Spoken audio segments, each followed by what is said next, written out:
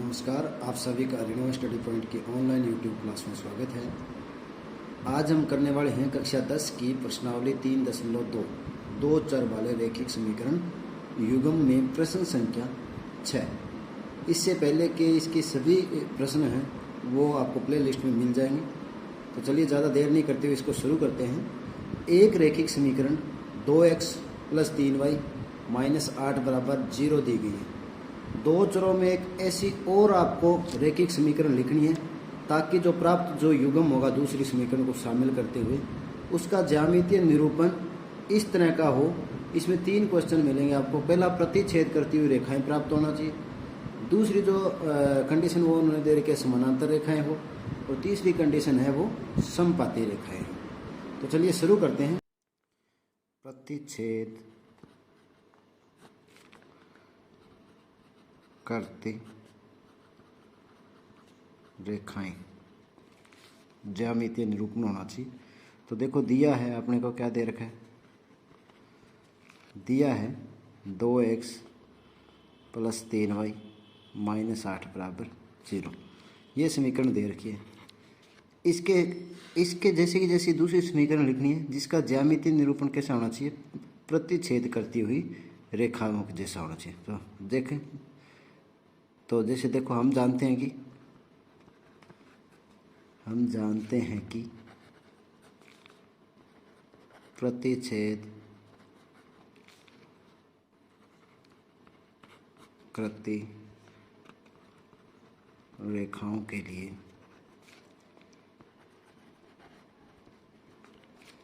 अनुपात कैसा होता है, A1/A2 बराबर नहीं होता B1/B2 के, ये होता है। तो सिंपल सा तरीका है कि यहाँ पर A1/A2 बराबर नहीं होना चाहिए B1/B2 का। तो कहना मतलब ये जो A1 है ये B1 है और ये C1 है। ये A1 और B1 जो दूसरी आप समीकरण लिखोगे, इसका जो उत्तर लिखने वाले हो, उसमें ये दोनों बराबर नहीं होने चाहिए। तो सिंपल सा तरीका यही है कि ये A1 की जगह रख दो और इसको B1 की जगह रख दो। तो लिखते हैं, अतः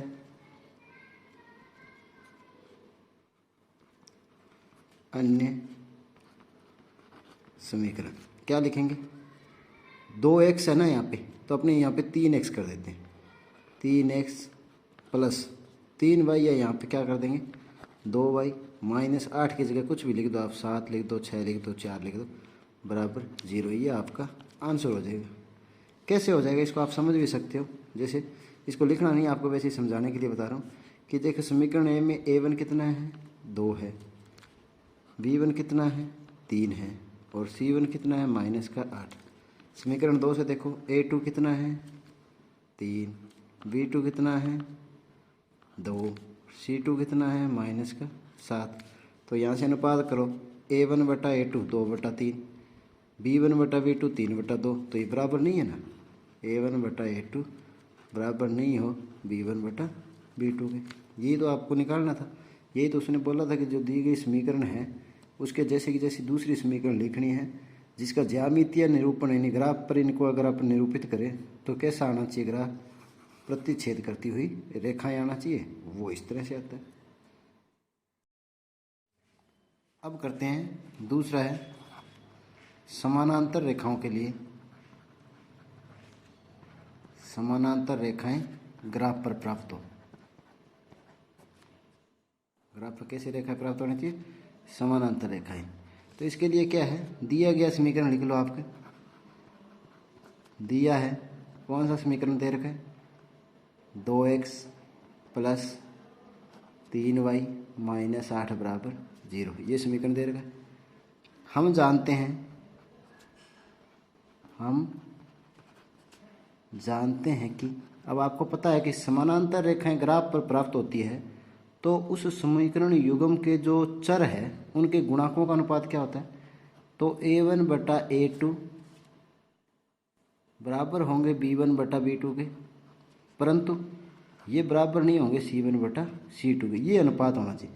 इसका मतलब ये A1 2 है, यहाँ देखो B1 3 है और C1 -8 है। तो यहाँ A1/A2 जो दूसरी समीकरण का A2 होगा वो 2 हो सकता है, परंतु सेम नहीं लिखेंगे अपने, इसका गुणांक लिख देंगे ना, 2 का दुगुना लिख देंगे 4। B2 भी 3 का दोगुना लिख देंगे 6, परंतु C2 इस C1 के बराबर नहीं होना चाहिए, ये -8 नहीं होना चाहिए, ये कुछ और लिखेंगे, है ना। तो यहाँ पर देखो, अतः इसने जो अन्य समीकरण का कहा था कि अन्य समीकरण लिखनी है वो है, अतः अन्य समीकरण बराबर कौन सी लिखें, 2x की जगह क्या लिख सकते, कुछ भी, यहाँ पर इसका दोगुना लिख देते हैं, दोगुना 4x प्लस 3y का दोगुना 6y, और ये बराबर नहीं होना चाहिए तो यहाँ पे प्लस का 9 कर देते हैं बराबर 0। तो ये समीकरण नंबर 2 अपने को वो दूसरी समीकरण प्राप्त होगी जिसके लिए ये अनुपात आएगा, और ये आपसे पूछा था। तीसरा क्या है इसके अंदर, तीसरा प्रश्न ये है कि जो दिया गया समीकरण है ना, उसके साथ उसके जैसा एक अन्य समीकरण लिखना है जिससे जो ग्राफ पर रेखाएं हो वो समपाती रेखाएं प्राप्त हो। तो ग्राफ पर समपाती रेखाएं हो, उसके लिए आपको पता है कि पहले आप लिख लो, दिया है, क्या दे रखा है, दिया हुआ समीकरण क्या दे है, 2x प्लस 3y माइनस 8 बराबर 0, ये समीकरण दे रखा है आपको, ठीक है। तो अब अपने को हम जानते हैं कि समपाती रेखाओं के लिए अनुपात लिखो, हम जानते हैं कि क्या अनुपात होगा कि A1 बटा A2 बराबर होगा B1 बटा B2 के, और बराबर होगा C1 बटा C2 के। किसके लिए, जब ग्राफ पर समपाती रेखाएं प्राप्त होगी। तो बिल्कुल सिंपल समीकरण है, अतः अन्य समीकरण, अतः अन्य समीकरण। मैंने आपको बताया अभी भी, क्या बताया था कि जब बराबर रखने हैं तो सेम वही समीकरण तो लिखने नहीं, उसका 2 गुना या 3 गुना आप लिख सकते हो। तो यहाँ पर 3 गुना लिख देते हैं, यानी प्रत्येक पद को 3 से गुणा करके लिख दो, वो आपका आंसर है। 2 से गुणा करके भी लिख सकते हो, 4 से गुणा करके भी लिख सकते हो, है ना।